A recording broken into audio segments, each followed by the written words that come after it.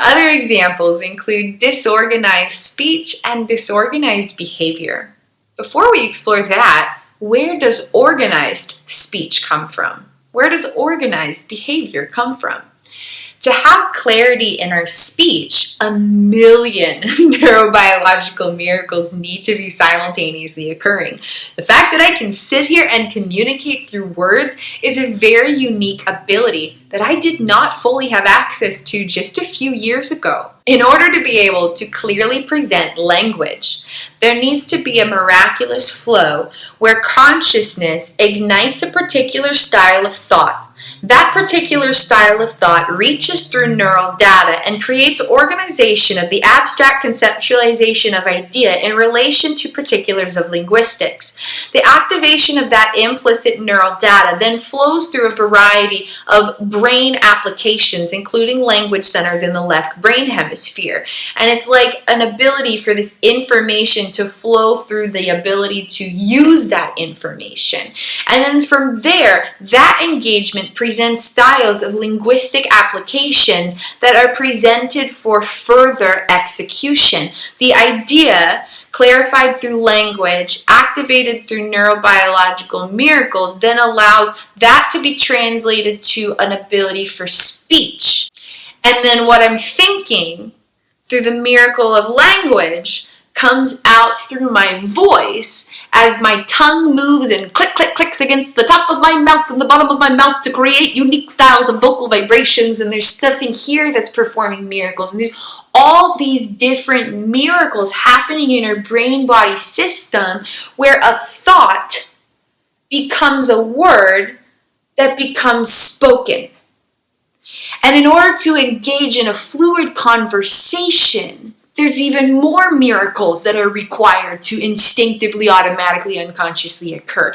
Then you're receiving and exchanging language. Then vocal vibrations from another human being are being absorbed and then processed, where ears take vibrations, flow them through the brains, the language centers translate these different sounds into words, where the words create an idea that's understood and received by consciousness.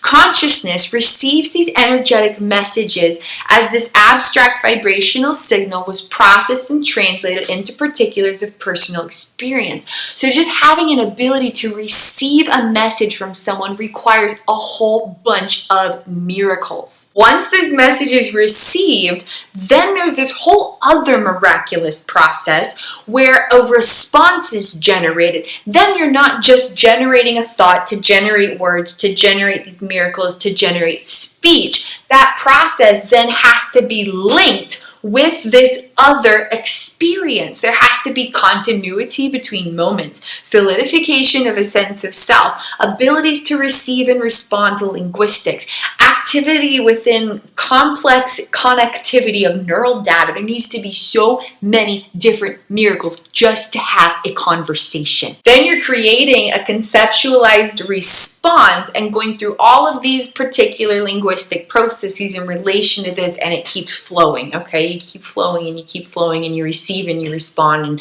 all this stuff's going on to have a conversation.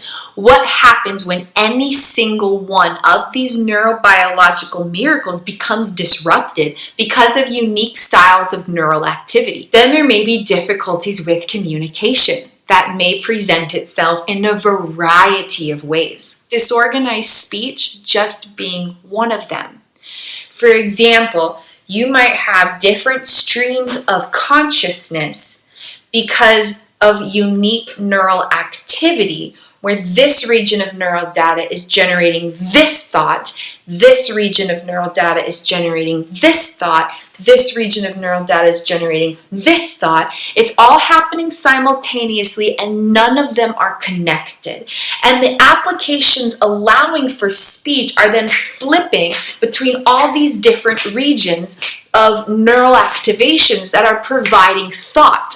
Then you might get some jumbled speech where you're talking about this thing and then suddenly you're talking about this thing and then suddenly you're talking about this thing and then suddenly you're talking about this thing, and there's no ability for this fluidity of explicit communication because the implicit neural data is not fluidly flowing. Disruptions here cause disruptions here.